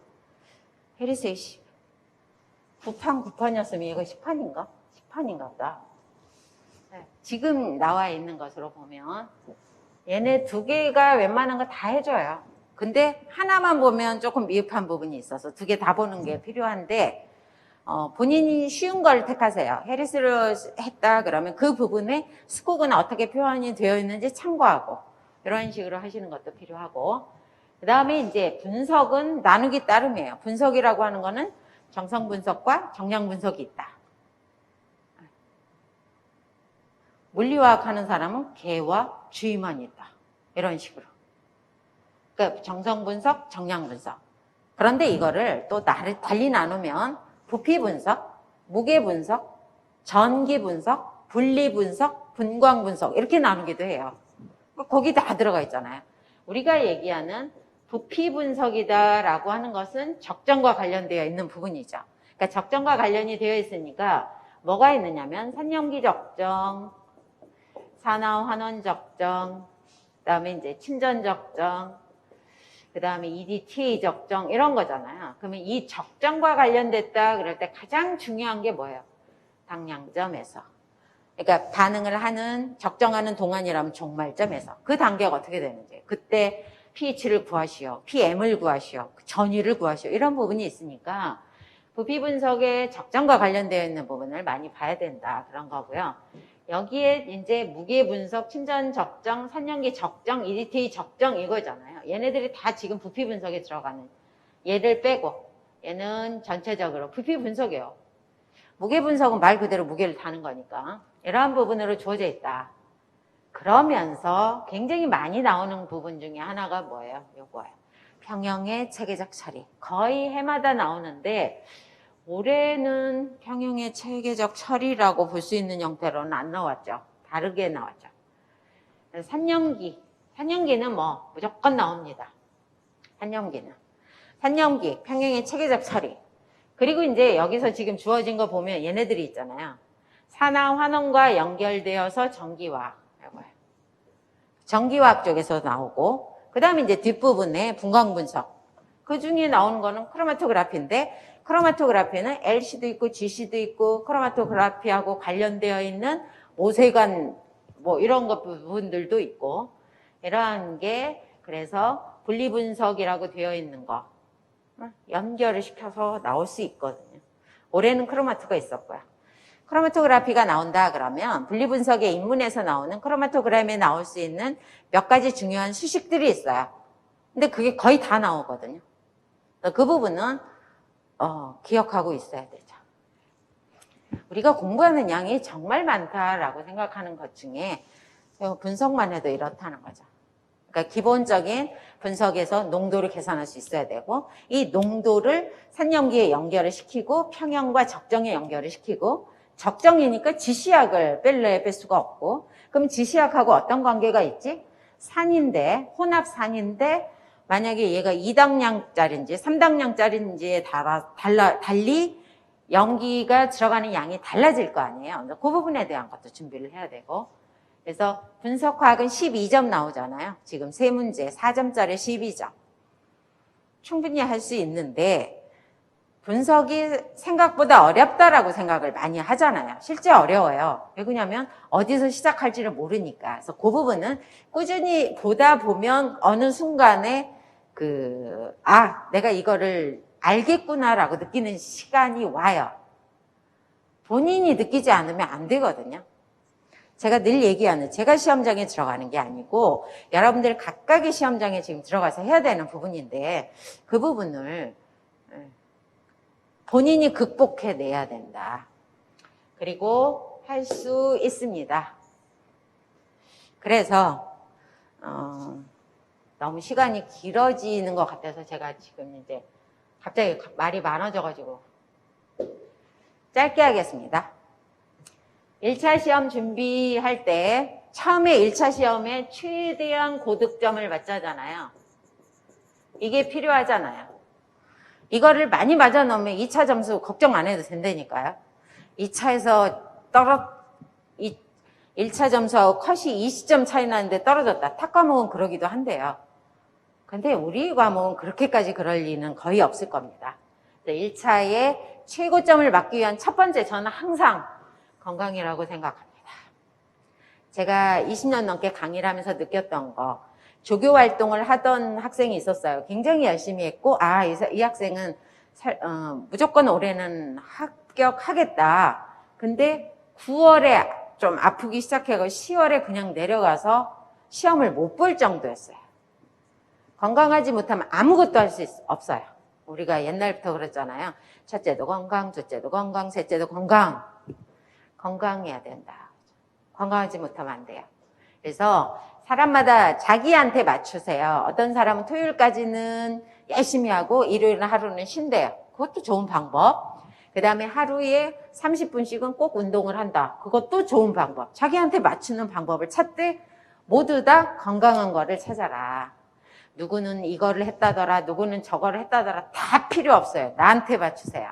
첫 번째, 건강. 두 번째, 자신을 분석한다 그랬잖아요. 이거는 뭐냐면 자신을 알지 못하면 지피지기면 백점 백승이다 라고 하는 말이 왜 나왔냐. 내가 나를 알지 못하면 내가 공부하는 스타일이 합격 수기해 보니까 이렇게 했다더라. 아, 나도 그렇게 해야 되지. 이 사람 좋은 점, 이 사람 좋은 점 10개쯤 갖다 놓고 내가 소화를 못 시키면 나는 5월쯤 되면 쓰러져 버려요. 내가 나를 알지 못하는데, 그러니까 나한테 맞는 방법들을 찾아라 그거예요. 나한테 맞춰라. 우리 맨날 그거잖아. 동화냐 주설이냐 이런 거. 여기에 주어진 게 공부 스타일. 밤에 공부를 많이 하는 사람이 있고 아침형 인간이 있고 늦은 밤에 일하는 스타일이 있어요. 저는 밤에 하는 스타일인데 갑자기 그 늦은 밤에 일하는 사람을 6시에 일어나서부터 시간표를 이렇게 짜가지고 한다. 일주일은 버틸 수 있을지 몰라도 계속해서는 그게 안 된다는 거죠. 그래서 그런 부분은 항상 생각을 해야 돼요. 나한테 맞추는 거. 큰 계획, 세부 계획 이런 것도 있거든요. 이런 건 다 필요 없어요. 나한테 맞춰서 최대한 좋은 방법이 뭔지를 찾아서 해라. 그리고 기본. 그러니까 이런 게 있어요. A는 하지 않고 B만 하면 이 기출문제를 보니까 B만 하면 알겠네? 그래갖고 B만 했어요. 근데 기출문제, 또 다른 기출문제에서 어떻게 나오냐면 A를 설명하면서 B를 연결해서 답을 해라 이러면 A를 모르면 안 되잖아요. 처음에 기본이 튼튼하면 그 다음에 플러스 시키는 거는 쉬운데 기본 싹 빼고 다음부터 시작한다. 오래 못 간다는 거죠. 그래서 내가 내 실력을 알아요. 저는 임용은 뭐 사람마다 다르지만 출발점이 다 다르다라고 생각하는 사람 중에 하나예요. 왜 그러냐면 어떤 학교에서는 1학년 때부터 준비를 시켜서 4학년에 합격하게 만들어요. 그러면 1학년 때부터 전공을 미리 다 준비를 하고 교육은 다 준비를 하는 학생과 사대가 아니고 비사대고 특히 교육대학원 나오고 이런 사람은 전혀 생판 처음 시작하는 게 42.195 마라톤을 하는데 어떤 사람은 20km에 시작하지만 어떤 사람은 0에서 시작할 수도 있다는 거예요. 그러면 0에서 시작하는 사람이 20km에서 시작하는 사람한테 맞추려고 하면 오래 못 가죠. 쓰러질 수밖에 없어요. 자기한테 맞춰야 돼요. 그러니까 자기가 자기 분석을 잘하고 나는 이 지점쯤 있을 것이다 라고 생각을 하면서 어떻게 할지를 생각을 해야 돼요. 그러니까 무조건 1년 만에 된다. 2년이면 된다. 사람마다 다르다는 거예요. 그래서 저도 보면 저 학생은 정말 잘하네. 그래서 제가 물어봤어요. 몇 학번이냐 물어봤더니 4학년이래요. 전국 수석을 하는 학생이 4학년이래요. 그 학생 1학년 때부터 자기 나름대로 개혁을 해서 다 준비를 했는데 이미 자기가 가지고 있는 것도 많았던 거죠. 그러면 조금 더 쉽게 갈 수도 있잖아요.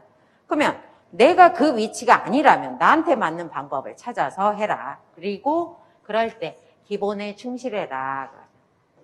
그런 학생은 너무 마음이 조급하면 절대 안 됩니다. 스터디를 할 수 있으면 해라. 저는 이 말을 꼭 해요. 욕심을 버려라. 공부 안 하고 결과 얻으려는 거. 와, 나는 운이 좋아서 이렇게 되겠지. 그거는 그런 거를 바라면 절대 안 돼요. 그래서 내가 누구인지를 분석을 해라 라고 하는 부분이고 한국사 시험을 통과하지 않은 사람 빨리 이거부터 해결해라. 뭔가 하나가 남아있으면 공부 안 되거든요. 빨리 해결해라. 그 다음 교육학은 제가 해줄 수 있는 부분이 아니다 그랬거든요. 그래서 교육학은 시간 날 때마다 근데 조금만 준비하면 이것도 가능한다. 근데 사람마다 그것도 다르더라고요. 어떤 사람은 그 양이 너무 많아요 막 그러고 어떤 사람은 그거 조금만 해도 저는 18점 맞았어요. 그거는 뭐냐면 자기가 알고 있는 지식이 다른데 학교에서 사대가 배우는 양하고 비사대가 배우는 양하고 교육대학원생이 배우는 양하고 다 다르잖아요. 이 정도만 맞으면 통과한다. 이게 그러다 보니까 조금씩 다르니까 나한테 맞는 그래서 교육학도 빨리빨리 준비를 해놓되 답안 쓰는 연습이 굉장히 중요하다는 거죠. 답안, 아무리 내가 알고 있는 지식도 답안을 제대로 작성을 못하면 안 된다. 그리고 여기에 나와 있는 내용들은 앞에서 나온 것처럼 이거는 교육과정 평가, 이거는 교육학에서 나오는 내용이니까 여러분들이 살펴보세요. 그리고 이제 전공을 시작합니다. 어떻게 할 거냐의 첫 번째 가장 중요한 것 중에 하나가 기출문제를 확인해라. 어떤 사람은 기출문을 보니까 이거는 여기에 이렇게 나왔고 이렇게 풀면 되겠네? 이 사람은 출발점이 좀 앞당겨 있는 사람이에요. 어떤 사람은 어머 이게 어디서 나오는 거지? 이게 뭐지? 어떻게 접근하지? 아무것도 모르겠다라고 하는 사람은 다르잖아요. 그래도 기출문제를 봐라. 왜 그러냐면 그동안에 출제된 것 중에 보면 기출문제를 변형해서 낸다든지 이런 부분들도 꽤 많이 있으니까 기출문제를 봐라. 첫 번째는 방향 때문에 그래요. 그걸 보면 교수님들이 이런 문제는 이렇게 될 수도 있겠구나라는 방향 제시 때문에 그렇게 되니까 영역별로. 그래서 저는 이론 강의가 5개월이라고 되어 있는 강의 중에 영역별로 기출문제를 메타책에 다 집어넣었어요. 그래서 영역별로 기출문제 나오면 그 기출문제를 풀면서 넘어갈 거예요. 그러한 형태로 할 테니까 보고 어느 영역 보면 굉장히 많이 출제된 부분이 틀림없이 있거든요. 그러면 이 영역에서는 많이 출제되는구나 라는 걸 보시면 돼요. 그 다음에 출제 안 된 부분. 출제된 부분이 있잖아요. 단 기출문제를 볼 때 전공책하고 같이 보세요. 저는 메타책으로 강의를 하기 때문에 메타책을 보고 메타책에 나오는 내용이 전공책에 어디에 있는지 보세요.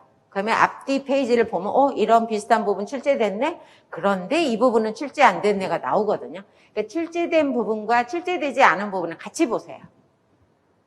그리고 답을 만들어 보세요. 이게 중요해요. 답도 만들어 보고 아까 얘기한 대로 서술형 4줄이거든요. 그럼 그 4줄 안에 답이 들어가도록 모든 것들을 그렇게 준비를 해라. 여기에 4줄 안에 해봐라 그러고. 어떤 사람은 나는 이 문제만 나오면 틀려 이런 게 있거든요. 저도 하다 보면 오각형, 육각형 나올 때 많이 틀려요. 나는 이것만 틀려. 그거는 그 사람의 문제인 거예요. 왜? 해결을 못했다는 얘기예요. 뭔가가 자꾸 틀린다는 거는. 그래서 자꾸 틀리는 영역은 그 부분을 보완을 해서 다 틀리지 않도록 준비를 해야 되죠. 이게 왜 그렇지? 그러면 이 영역, 씬첨과 엔티첨과 이게 내가 자꾸 틀린다. 100번을 봐서라도 그거 해결하고 넘어가는 게 맞다는 거예요. 그렇게 그래서 첫 번째 기출문제를 잘 분석을 하고 거기에 나오는 내용들 이런 걸 보되 만약에 스터디를 한다면 저는 이걸 하나 권하고 싶어요. 기출문제가 그 영역별로 몇 가지가 있을 거 아니에요. 연도별로 봐도 되고 영역별로 받으면 1번, 2번, 3번, 4번이 만약에 있어요. 그러면 1번 문제에 대해서 스터디 4명을 하면 이 4명이 이 기출문제를 변형해서 문제 만들어 오는 걸 하는 거예요. 변형해서. 그러면 4사람 문제 중에서 비슷하게 변형될 것도 있고 전혀 다르게 변형되는 것도 있을 거 아니에요. 그게 공부가 되는 거예요. 교수님들은 똑같은 문제 똑같이 안 낼 거 아니에요. 변형해서 내고 그리고 대부분 교과서에 있는 걸 가지고 변형을 시키고 그렇게 되니까 내가 변형해보는 게 굉장히 실력 향상에 도움이 될 수 있는 부분이 있어요. 그래서 첫 번째 기출문제예요. 기출문제를 열심히 분석을 하고 그것도 문제도 만들어보고 변형도 해보고 답도 만들어보고 답을 만들었을 때 서로 교환해서 답을 보는 거예요. 그래서 이 부분은 그러면 내가 잘못된 부분을 확인할 수가 있어요. 그게 스터디의 장점이 있는 거죠. 기출문제 얘기했고요. 그 다음에는 이제 뭐냐면 앞에서부터 계속 얘기한 부분이 뭐냐. 화교론. 첫 번째 기출문제 그러면 두 번째 화교론. 24점. 엄청 큰 점수예요. 분석하기 12점이라니까요. 분석하기 2개 있는 거예요. 그러니까 24점을 공략을 해라. 일단 2015 개정, 교과서, 지도서 다 봐라. 그 다음에 차시별로 정리를 하되 공부 개정하고 간혹 다른 것을 따로 정리해 놓는 것도 사실은 필요해요.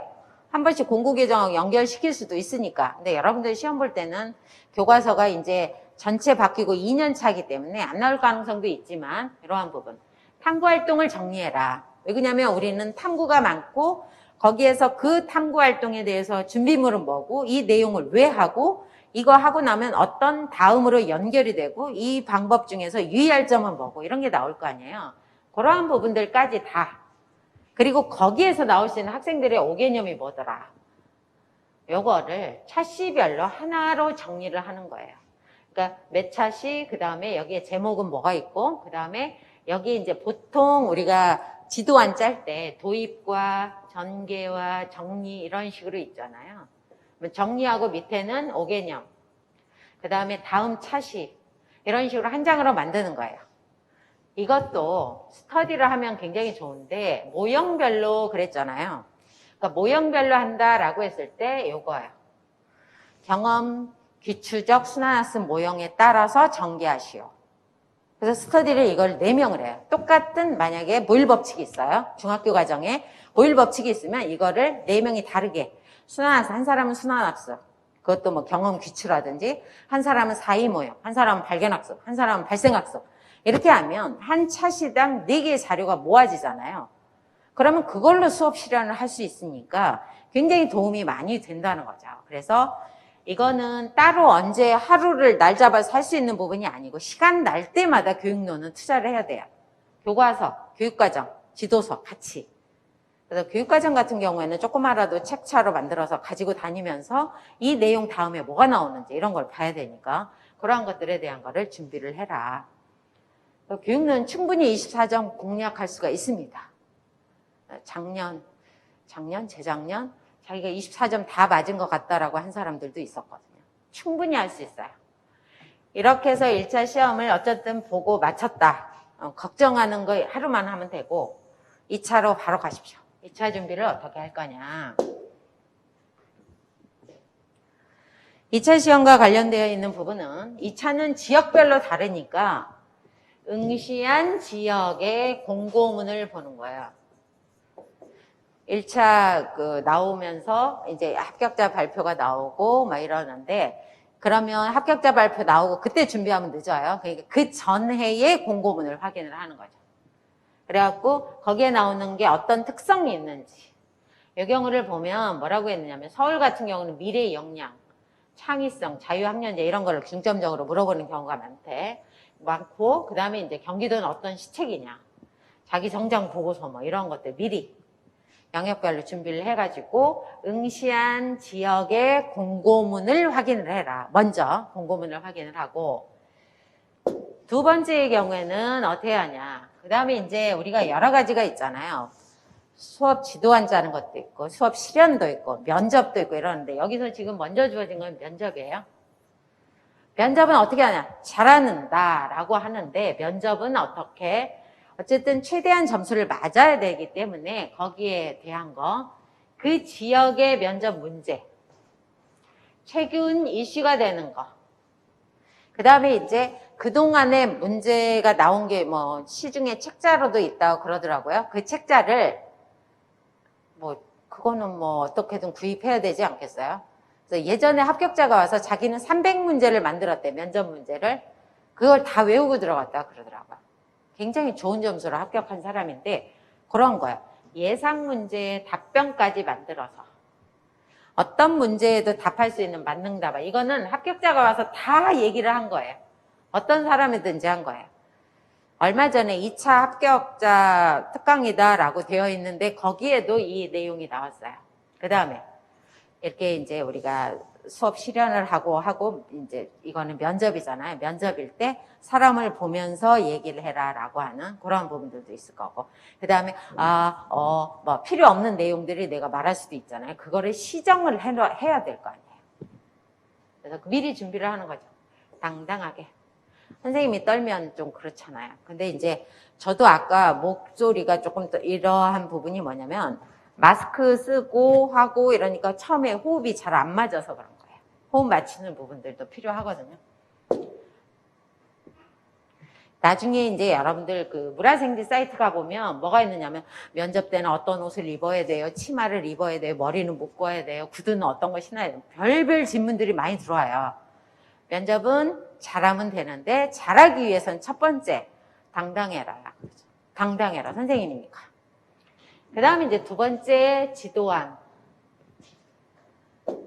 지도안 같은 경우에는 지금 지도안이 필요한 지역이 있고 필요 없는 지역이 있으니까 거기에 맞춰서 하시면 되고 차시별로 그 다음에 목표 같은 거 전시학습이 뭔지 차시도 예고해야 되고 이런 것을 토대로 해서 만들어요. 아까 얘기한 대로 도입과 전개와 정리를 중심으로 만들어라 라고 하는 부분이고요. 요거를 중점적으로. 예전에 서울 같은 경우 자기주도적 학습이 일어나도록 수업 실현을 하시오 그런 적이 있거든요. 그러니까 그 수업 실현을 하기 위해서 지도안을 작성을 해야 되는 그러한 부분에 연결을 시키는 거죠. 수준별 뭐 이런 것들도 있었고 1시간 정도 작성을 해보고 지도안을 내용이 포함이 되어 있도록 그러니까 포함이 되어 있지 않은 내용을 수업 실현에 한다. 그러면 저거는 굉장히 잘하는 것 같이 보일 수 있는데 포함이 되어 있는데 수업 실현에 빠졌다. 그러면 이거 빠뜨렸네 이렇게 생각할 수 있다는 거죠. 그래서 너무 자세하게 쓸 필요는 없고 적절하게 지도안을 작성을 해라. 이러한 부분들이고 그 다음에 꼭 이것도 서로 나눠서 보세요. 예전에 정말로 몇 년도인지는 저는 기억을 못해요 이제. 그런데 어느 해인가는 뭐냐면 빈 종이를 줬대요. 그건 좀 심했어요. 빈 종이를 주고 자하고 연필만 주고 지도안을 작성하라고 그랬대요. 일일이 이것까지 그리라고 했다는 거는 말이 안 되잖아요. 그건 다 그냥 요즘 틀에 있는 건데. 어쨌든 지도안 작성은 많이 해볼 것. 그 다음에 중요한 것 중에 하나가 수업을 직접 실현을 하는 거죠. 수업 실현을 한다라고 되어 있는 경우에 뭐냐면 일단 선생님이잖아요. 선생님이 돼서 수업을 나는 이 부분에 대해서 이렇게 수업을 전개를 할 거다. 그거기 때문에 요즘은 뭐 휴대폰들이 뭐 녹음 안 되는 거 없고 화질도 좋고 모든 게 잘 돼 있으니까 이걸 보고 그다음에 자기가 이렇게 서 있는 모습이라든지 이런 것이 타당한지 이런 것도 살펴보는 것도 필요하고 내가 눈을 어디로 맞추는지 이런 것들을 확인하고 그러니까 외적인 것들도 일단 확인하면서 수업 실현을 하라, 준비해라 이런 부분이고요. 돌려보아라 이런 게 있거든요. 영상 찍어갖고 돌려봐라 라고 하는 부분인데 재밌어요. 이런 것들은. 직접 해보고. 그 다음에 친구 하나 있고 하는 거하고요. 없고 하는 거하고 확실히 다릅니다. 그래서 그런 부분들 해보고 판서는 그 해에 판서가 있는 해가 있고 뭐 없는 해도 있고 뭐 이런 것 같아요. 수업 실현을 하는데 어느 지역은 도입과 전개와 뭐 정리 부분이 있다. 도입 부분을 중점적으로 수업을 실현하시오. 어떤 경우에는 전개 부분을 중점으로 하시오. 그런데 그때 오이 모형의 정교와 단계를 중점적으로 뭐 이런 경우들도 있었거든요. 그러한 부분들까지 다 여기서 모형의 단계별로 준비를 해라 라고 하는 거. 이 모든 것은 개정교육과정에 맞춰야 되죠. 교과서가 바뀌어 있는데 다른 얘기하면 안 되니까 그러한 부분들을 중점적으로. 그리고 실제 이거는 수업 실현이니까 앞에 학생들이 있다는 전제 하에서 하는 거예요. 어머 이쪽에 재석이 학생이 굉장히 잘했네요. 그리고 이쪽의 학생 근데 선생님이 생각했을 때 좀 잘못한 것 같은데 잘못했다고 그러면 좀 아닌가? 이 부분에 대해서는 어떻게 생각하지요? 맞아요. 그 말이 맞아요. 이렇게 하면서 직접 수업을 하는 것처럼 연기를 하라 그런 얘기를 많이 하더라고요. 합격자들이 와서 연기 잘하세요. 그 다음에 실험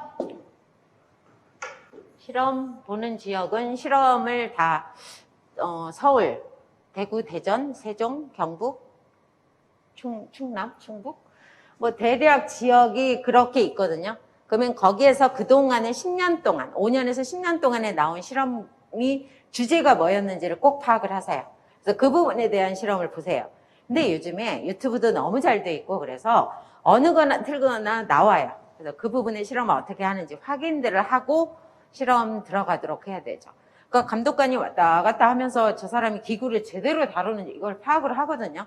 그러니까 서울에도 올해도 그랬고 작년에도 그랬고 문제점이 있을 때 어떤 학생은 부스 안에서 저울이 제대로 말이 안 되더래요.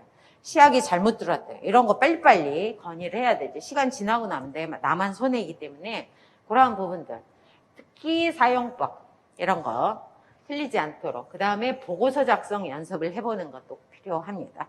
그러한 것들을 하고 보고서 순서대로 맞게, 그리고 결과가 제대로 나오도록, 벗어났다 그러면 그 이유까지 적도록, 이런 부분들이 잘 돼야 되고, 그래서 기출 문제를 분석을 하는 게 실험 지역은 굉장히 중요합니다. 그 다음에 이제 경기도 같은 경우에는 수업 나눔이 있잖아요. 수업 실현을 다 하고 나면 그거에 대해서 되돌아보는 거잖아요. 그래서 문제점은 뭐고, 다시 잘했다라고 생각한 점은 뭐냐. 이 설명을 할 때 자기가 가지고 있는 교직관, 특별한 것들, 이런 것들을 다 발휘할 수 있도록 하는 부분들도 필요할 것 같아요. 여기에서 보면 성장 보고서 이런 것들도 있고, 성장 보고서는 미리미리 작성해 놓으세요. 미리 시간 날 때 지금쯤 작성해도 돼요. 미리 해놔라. 그리고 큰 틀은 미리 해놓고 중간중간 수정을 해야 되지, 갑자기 원서 낼 즈음에 이거 한다 그러면 너무 복잡해서 안 됩니다. 수업 나눔 이런 것들 제대로 하고, 이것도 녹음 영상 고칠 거는 고쳐 나가라 라고 하는 그러한 부분들이 들어갑니다. 그 다음에 집단 토의는 예전에 보면 집단 토의에 6명 정도 보통 된다고 그러는데, 예전에 그런 게 있었던 것 같아요. 여기 이제 감독관들이 있고, 옛날에는 3명 있었고, 어떤 지역은 5명도 있은 적이 있는데, 이렇게 삥 둘러앉는데요. 그래갖고 이제 만약에 모두 발언과 마지막 발언 이렇게 들어가는데, 처음에 어떤 사람이 시작을 했어요. 그러면 옆에서 선생님도 그렇게 생각하는군요. 저도 이렇게 생각을 하고, 그런데 저는 이런 부분이 있는 것 같아요. 그래서 그 6명이 다 할 수 있도록, 어떤 사람이 빠지지 않도록. 초창기에 첫 해에 어떤 부분이 있었느냐, 한 사람이 다 해버린 거예요. 그러니까 남은 사람 말도 못하게 자기 혼자. 그러니까 참 화나는 거죠. 이게 지금 이 6명이 같이 들어가면 이 6명이 같이 살아야 되는 거잖아요. 그건 욕심부리면 안 되는 부분인데, 그런 적도 있었어요. 첫 해. 근데 두 번째부터 그렇게 하면 안 된다 그래서 많이 지금 보완돼서 서로 도와가면서 잘하고 있거든요. 그래서 집단 토의에서는 점수가 막 엄청 크게 차이 나는 것 같지는 않아요. 그러나 수업 나눔은 차이가 날 수 있어요.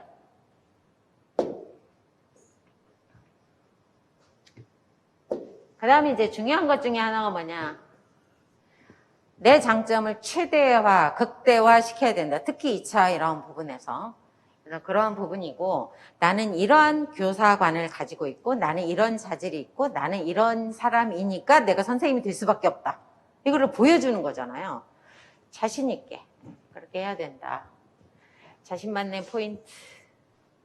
저는 늘 얘기하는, 제가 어떤 자료를 하거나 마지막에 자신을 사랑하기, 제가 강의할 때마다 강의에 대한 설명을 올릴 때도 자신을 사랑하기, 이 얘기를 하는 부분이 뭐냐, 내가 나를 사랑하는 사람이 되고 내가 소중함을 알아야 남도 소중한 줄 알아야, 그러니까 자존감이 높아질 수 있는 부분이거든요. 잘했을 때는 내가 나한테 칭찬해 줄 수도 있는 거잖아요.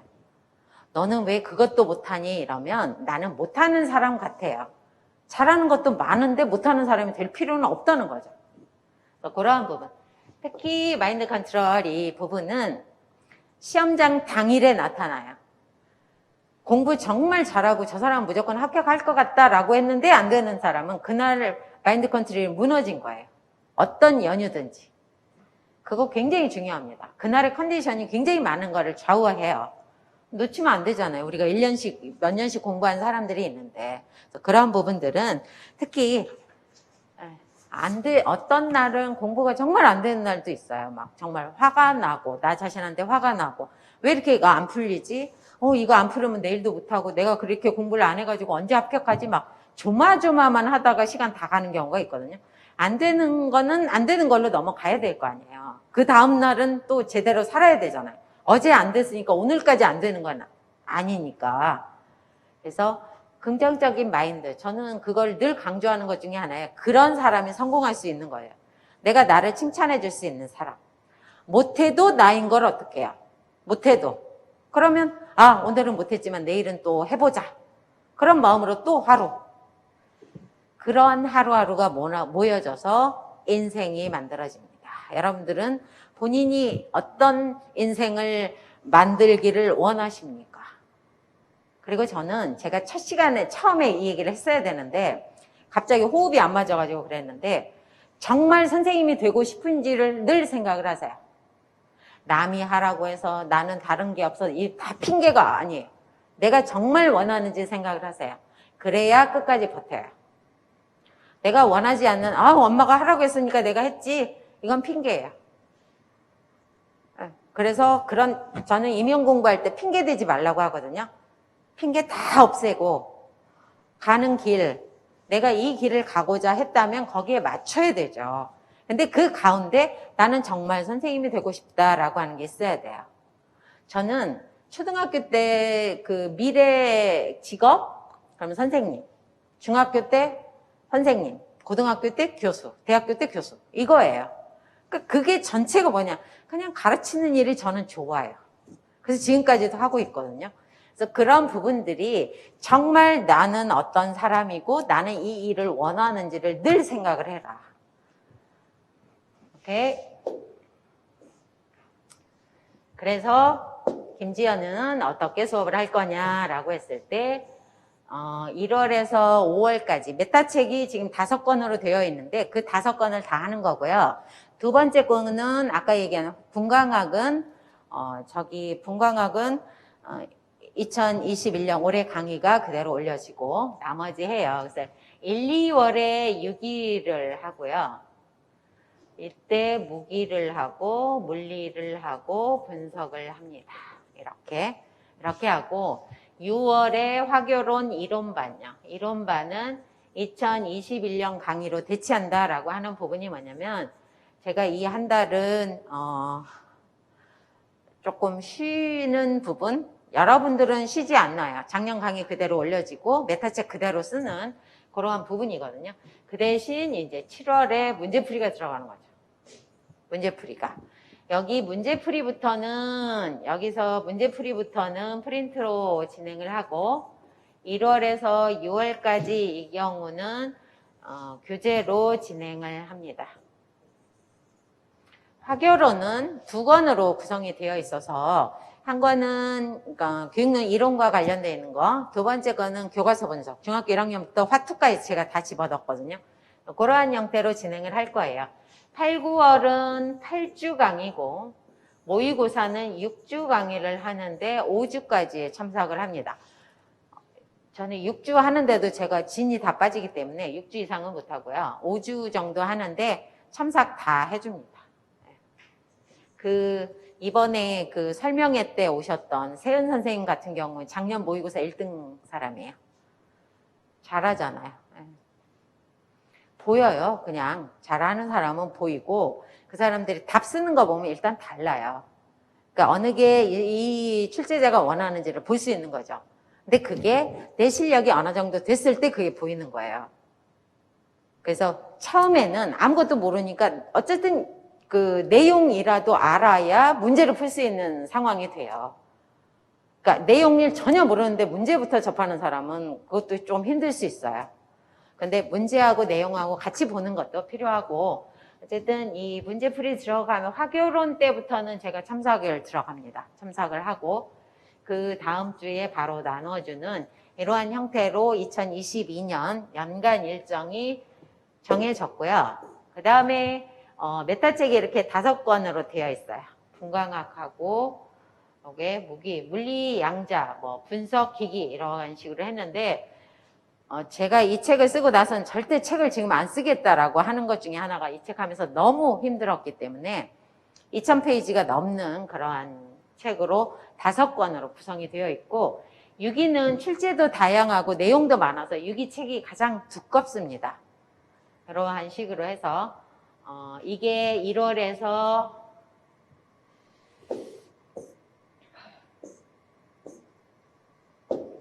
5월까지 진행하는 교재입니다. 그 다음에 화교론요. 화교론이 1번이 이론이고요. 2번이 교과서. 중학교 1학년. 거의 그 비상 형태를 가지고 했던 것 같습니다. 근데 이게 여러분들이 그 교과서 분석 책이 굉장히 좋다라는 얘기를 계속 많이 듣거든요. 지도서 내용도 넣을 수 있는 건 넣고 교과서 내용이라든지 그 다음에 요즘 많이 나오는 핵심 역량이라든지 이런 부분들을 포함시켜서 탐구활동 거의 다 집어넣고 이렇게 해서 만들어진 책이 있는데 화교론 이론반 할 때 2권을 같이 들으세요. 2권을 이거를 그러니까 제가 이거를 녹화를 나눠서 했던 것 같아요. 그래서 이거 1권 하면서 2권은 계속 볼 수 있도록 그렇게 해놓을 테니까 그렇게 하시면 됩니다.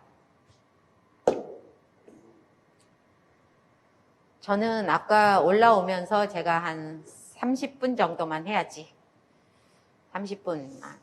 보통 선생님들 얼마 하십니까? 일단 1시간 정도 하시는데 30분, 나는 1시간 안 할 거예요. 그런데 지금 1시간 훨씬 넘어가지고 시간이 많이 진행이 됐습니다. 김지연이 강의를 지스쿨에서 시작해서 지금 지스쿨에서 20년 넘게 계속하고 있습니다.